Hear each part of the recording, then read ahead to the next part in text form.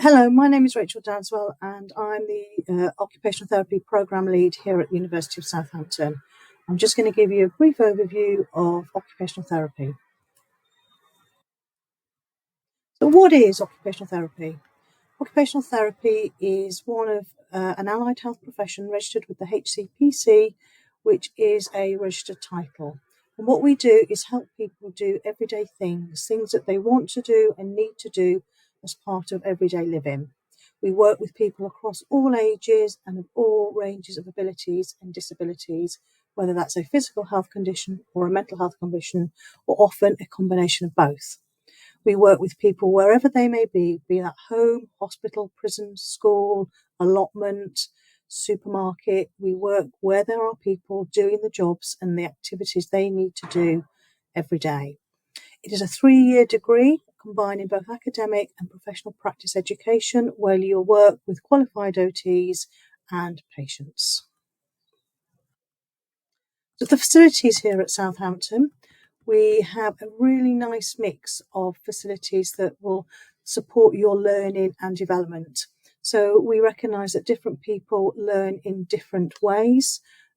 So we have a mix of lectures, seminars, workshops, critical debate. There is a cadaver library, a cadaver laboratory that people go to, where they really understand the anatomy and physiology of a human being and then apply that to how we bend and how we move and how we reach and how we stretch. Things like putting our socks on or reaching the coffee from a high cupboard. You will then bring all that learning into some simulated practice spaces, such as the flat, which I'm currently in. We do a lot of teaching in the flat with the bedroom, the bathroom, the lounge, the kitchen, and understanding how different people do the same activities but in a very different way. We have a sensory room and we work within mock hospitals and clinical environments. Alongside your academic work, you are expected to successfully complete 1,000 hours of placement practice, working alongside an occupational therapist or other healthcare professions. So your placements.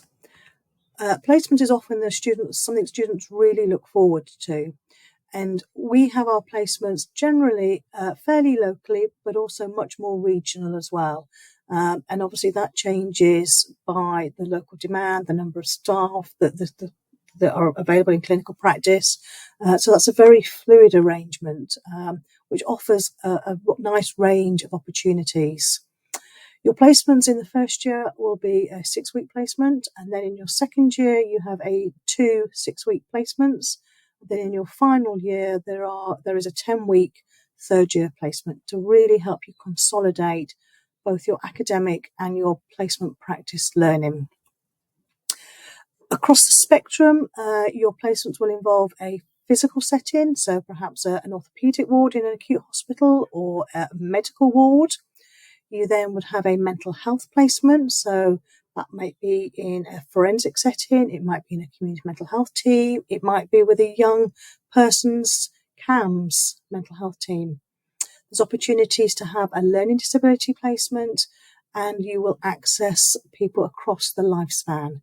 What we are really keen to do here at Southampton is ensure that you have a real nice mix of placements to allow you to practice and really immerse yourself in the life of an occupational therapist.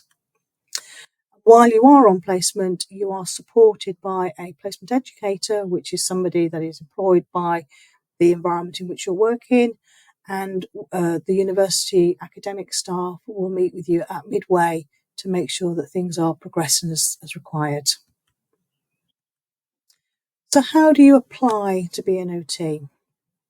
So here is some key application information.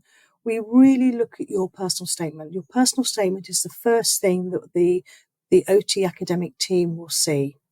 And what we really want you to think about is what you put in there to demonstrate why you want to be an OT and what skills you bring to be an OT. You have your UCAS application form. We think about your academic skills, so your grades of your A-levels or your perhaps your other courses that you have done if you've not done A-levels. We think about your professional and personal skills, and we also think about work experience. So if you've worked in a supermarket on the checkout, just think about those interactions you've had with customers, how you've dealt with perhaps a customer complaint, or how you've dealt with a child that is screaming when you're trying to talk to the mum about the card not working. All that is valuable life experience which will support your personal statement. So our interviews are currently virtual, and they're an opportunity to demonstrate your skills and quality as an OT. So what is it about you that makes you want to be an OT? And then after your virtual interview, your decision is updated via the UCAS portal. So when you're qualified, you will be part of a profession that has a protected title as occupational therapist, and that will allow you to register with the HCPC. You will also be part of the Royal College of Occupational Therapists if you choose to be. And we always encourage people to be, because that's where we get our continuing professional development from, and how we ensure that our clinical work remains contemporary. The course here at Southampton is affiliated to the World Federation of Occupational Therapists, which means that it's recognised in other countries where occupational therapists work. I always see that as a gateway to the world. You may need to do another exam or pass some tests in the other countries, but fundamentally the course here is your ticket to work abroad, and lots of OTs like to work in Australia or New Zealand or Canada, and the course here will allow you to do that. Occupational therapy is currently on the government's list for occupations where we need to increase the number of OTs, and we can confidently say that 100% of our graduates get a job on qualifying if they want one. A lot of students do tend to go travelling, but then they come back and work with a little bit more life experience. And the diverse employment opportunities are endless. So we have OTs that qualified from here, working in charities, working in public health, alongside some more traditional roles like schools, hospitals, mental health units. And if you'd like to find out more information, please visit our website. And if you want to drop an email, my name is Rachel Dadswell and I work at Southampton University.